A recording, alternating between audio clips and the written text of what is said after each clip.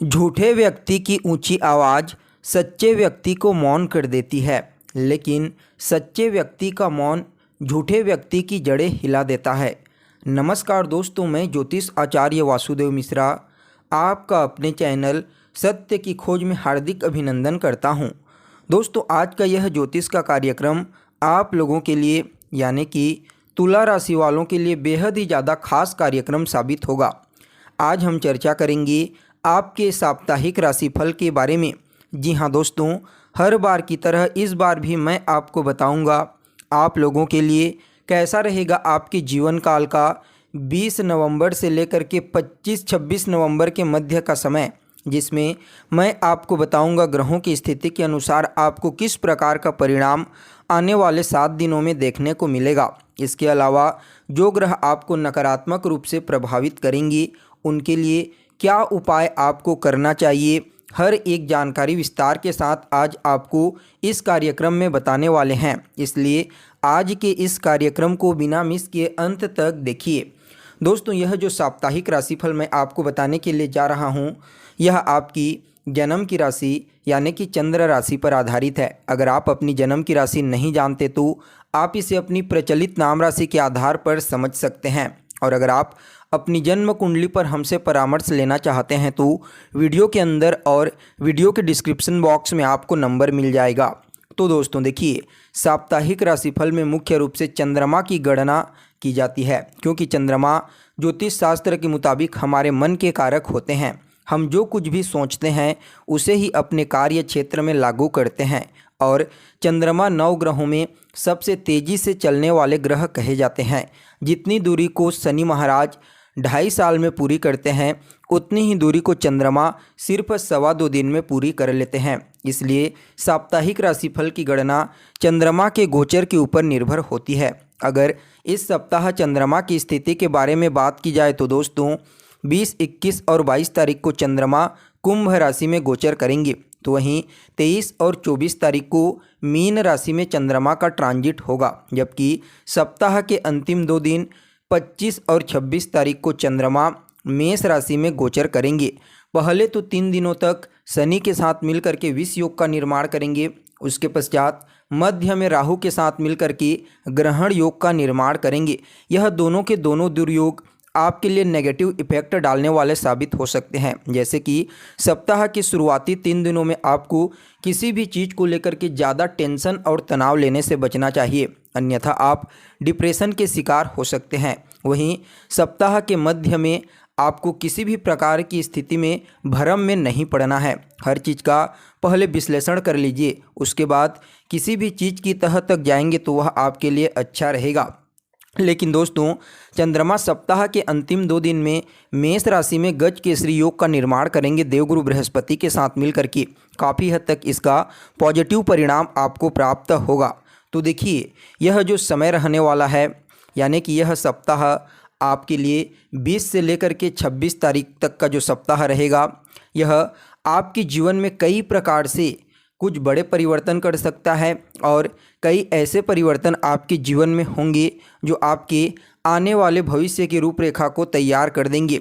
तो देखिए दोस्तों, तुला राशि वाले जातकों के लिए यह जो सप्ताह रहेगा कार्य क्षेत्र में उन्नतिदायक साबित होगा। क्यों?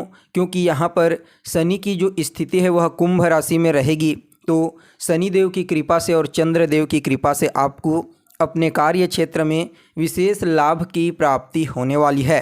इसके अलावा देखा जाए तो शनिदेव जो है ना, वह कर्म के क्षेत्र के कारक तो होते ही होते हैं, साथ में वह न्याय के कारक भी माने जाते हैं, जिसकी वजह से यह जो समय रहने वाला है वह आप लोगों के लिए अत्यंत ही श्रेष्ठ रहेगा। हालांकि यहाँ पर विष योग का प्रभाव पड़ेगा, लेकिन आपको समझने की आवश्यकता है, यहाँ पर आपके पंचम भाव में चंद्रमा और शनि विष योग का निर्माण करेंगे।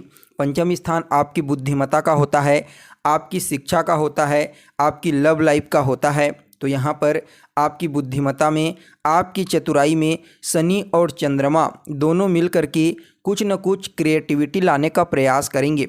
हालांकि थोड़ा सा आप डिप्रेशन के शिकार हो सकते हैं, लेकिन फिर भी इस समय आपके दिमाग में कई प्रकार की योजनाएं अपने आप ही स्वतः उत्पन्न होने लगेगी। जो विद्यार्थी हैं उन लोगों को थोड़ा सावधान रहने की आवश्यकता है। विद्यार्थीगण इस समय अपने पढ़ाई में विशेष रूप से फोकस करने का प्रयास करें, अन्यथा शुरुआती 3 दिनों में आपका मन डाइवर्ट हो सकता है। इसके अलावा लव लाइफ में आप काफ़ी हद तक सामंजस्य स्थापित करने का प्रयास करेंगे, लेकिन सामने वाला जिसके साथ आप रिलेशनशिप में हैं, यदि वह पूरी तरह से अनुकूल नहीं हुआ तो थोड़ी बहुत वैचारिक मतभेद उत्पन्न हो सकती है। इसके अलावा दोस्तों, इस समय आपको जो भी कार्य आप करते हैं उसमें सफलता प्राप्त करने के लिए भी थोड़ा ज़्यादा ही स्ट्रगल करना पड़ेगा। लेकिन जब पंचम भाव में शनिदेव और चंद्रमा की स्थिति रहेगी तो इसकी दृष्टि आपके लाभ भाव में पड़ेगी, जो चंद्रमा अपने मित्र के घर को देखेंगे। तो ऐसे में आपके जीवन में लाभ के लिए तो नए रास्ते खोल देंगे, धन आने के कुछ नए मार्ग आपके लिए खुल जाएंगे, लेकिन उतार चढ़ाव की स्थिति आपको देखने को मिलेगी। यहाँ पर आपकी कोई मनोकामना है जिसके लिए आप लंबे समय से प्रयत्न कर रहे हैं, लेकिन वह आपकी मनोकामना पूरी नहीं हो पा रही है, तो दोस्तों इस सप्ताह वह मनोकामना आपकी पूरी होने की प्रबल संभावना नज़र आ रही है। आपकी आय में तो वृद्धि होगी ही होगी, आपके बड़े भाई बहनों को भी अपने कार्य क्षेत्र में बेहतरीन सफलता मिलेगा। इस समय उनका व्यक्तित्व समाज में चहु और फैलने वाला है, मान सम्मान प्रसिद्धि की प्राप्ति होगी। इसके अलावा छठा स्थान जो होता है वह कहीं ना कहीं आपकी डिजायर्स का होता है। तो जो अगर आप एक विद्यार्थी हैं, किसी एग्ज़ाम में सफलता प्राप्त करना चाहते हैं, उसके लिए मेहनत भी कर रहे हैं, तो वह भी आपको सफलता मिल सकती है। इसके साथ ही दोस्तों चंद्रमा जो है ना, वह मध्य के 2 दिनों में आपके छठे भाव में गोचर करेंगे। यहाँ पर राहु के साथ ग्रहण योग का निर्माण करेंगे, जिसका दुष्प्रभाव तो आपके ऊपर देखने को मिलेगा, लेकिन देवगुरु बृहस्पति जो छठे भाव के अधिपति बनते हैं उनकी प्लेसमेंट अच्छी है। इस दृष्टिकोण से देखा जाए तो जो भी नेगेटिव प्रभाव आपको मिलेगा उसमें काफ़ी हद तक कमी आ जाएगी। यहाँ पर रोग ऋण शत्रु से आपको बचाने का कार्य करेंगे चंद्रमा और देवगुरु बृहस्पति, लेकिन फिर भी कुछ ऐसी चीज़ें आपके सामने उत्पन्न हो सकती है जिससे आप थोड़ा परेशान हो सकते हैं, टेंशन ले सकते हैं। इसलिए दोस्तों यह जो समय रहने वाला है उतना अनुकूल तो नहीं कहा जा सकता, क्योंकि यहाँ पर चंद्रमा राहु के साथ गोचर करेंगी। तो अगर आपने किसी से कर्ज ले रखा है तो थोड़ा बहुत वह आपको कुछ बोल सकता है। इसके अलावा चंद्रमा आपके 12वें भाव को दृष्टिगोचर करेंगी। इस दृष्टिकोण से देखा जाए तो आपके खर्चों में वृद्धि कर देंगी। आपको इस समय अपने बजट के अनुरूप खर्च करने की सलाह दी जाती है, लेकिन अगर आप कोई निवेश करना चाहते हैं शेयर मार्केट, स्टॉक मार्केट के फील्ड में, तो आप निवेश कर सकते हैं, आपको लाभ की प्राप्ति होगी। तो वहीं दोस्तों चंद्रमा की स्थिति के बारे में अगर अंतिम दिनों में बात की जाए तो वह मेष राशि में गोचर करेंगे सप्ताह के आखिरी 2 दिनों में, और मेष राशि में पहले से ही देवगुरु बृहस्पति गोचर कर रहे हैं आपकी गोचर कुंडली के 7वें स्थान में। तो यहाँ पर देवगुरु बृहस्पति और चंद्रमा मिल करके गज केसरी योग का निर्माण करेंगे। तो यह आपके वैवाहिक जीवन के लिए अच्छा है, आपके पार्टनरशिप के लिए अच्छा है, बिजनेस व्यापार के लिए अच्छा है, आपके डेली इनकम के लिए अच्छा है। यानी कि इन सभी क्षेत्रों में आपको इस गज केसरी योग के प्रभाव से वृद्धि देखने को मिल सकती है। साथ ही अभी तक आपके वैवाहिक जीवन में कोई वैचारिक मतभेद वाद विवाद चल रहा था, तो उससे आपको काफ़ी हद तक इस सप्ताह छुटकारा देखने को मिलेगा। अगर आप पार्टनरशिप में कोई नया व्यापार शुरू करना चाहते हैं तो सप्ताह के अंत के 2 दिनों में उसकी शुरुआत कर सकते हैं। साथ ही साथ आपके जीवन साथी का सहयोग इस समय पूर्ण रूप से आपको मिलेगा। इसके अलावा आपके जीवन साथी की हेल्थ में कोई समस्या थी तो वह समस्या भी इस सप्ताह पूरी तरह से दूर होने की प्रबल संभावना नज़र आ रही है।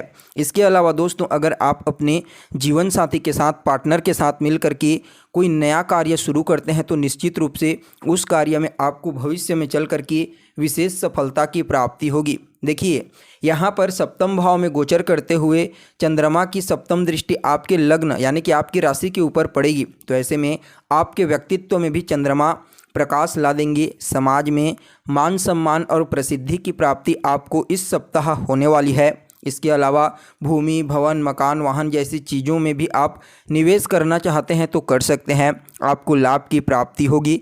खास करके यह सप्ताह अंत के 2 दिनों में व्यापारियों के लिए अत्यंत ही श्रेष्ठ और अनुकूल रहने वाला है। उन लोगों को अपने बिजनेस व्यापार में कुछ नए आयामों की प्राप्ति हो सकती है, जिससे उनके लिए आगे बढ़ना बहुत ही आसान हो जाएगा। यानी कि दोस्तों अगर कुल मिलाकर के देखा जाए तो शुरू के 3 दिन और मध्य के जो 2 दिन हैं उसमें थोड़ा सा आपको डिप्रेशन, मानसिक समस्या का सामना करना पड़ सकता है और भ्रम की स्थिति क्रिएट हो सकती है। लेकिन सफलता तो आपको मिलेगी, लाभ के रास्ते खुल जाएंगे, धन आने के मार्ग खुल जाएंगे और जब गज केसरी योग का प्रभाव पड़ेगा तो उससे पूरी तरह से आपके जीवन में जो समस्या चल रही थी वह सभी प्रकार की समस्याएं अपने आप धीरे धीरे करके खत्म होनी प्रारंभ हो जाएगी। तो दोस्तों, फिर भी इस सप्ताह को और ज़्यादा बेहतर बनाने के लिए ओम सुम शुक्राय नमः रोजाना 108 बार इस मंत्र का जाप करें। साथ ही शनिवार के दिन काला और सफ़ेद तिल को जल में मिला करके शिवलिंग के ऊपर अर्पित कीजिए। आपके लिए यह सप्ताह अच्छा रहेगा। तो दोस्तों, कैसी लगी आपको जानकारी कमेंट करके बताइए। फिर मिलते हैं एक नए और ताज़ा एपिसोड में। तब तक के लिए नमस्कार।